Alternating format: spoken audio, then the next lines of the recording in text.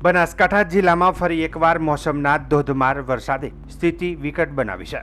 ગત મોડી રાત્રે પાલનપુર શહેર અને આસપાસના વિસ્તારોમાં થયેલા 4 ઇંચ જેટલા વરસાદને કારણે આબુ અમદાવાદ નેશનલ હાઈવે પર બિહારી બાગ નજીક ભારે પાણી ભરાઈ જતા વાહન ચાલકોના હાલ બેહાલ થયા છે।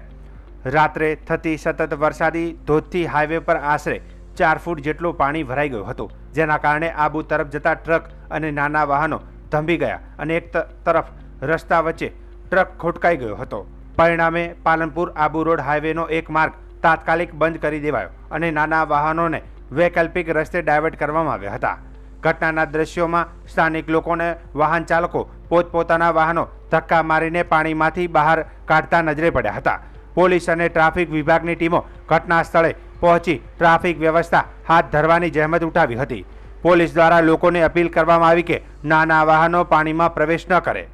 આબુ અમદાવાદ નેશનલ હાઈવે પાલનપુરથી રાજસ્થાનને જોડતો મહત્વનો માર્ગ છે, જ્યાં રોજ હજારો વાહનો પસાર થાય છે, પરંતુ પાણી નિકાલ માટે કોઈ વ્યવસ્થા ન હોવાને કારણે દર વર્ષે આવા જ અવરોધ સર્જાય છે।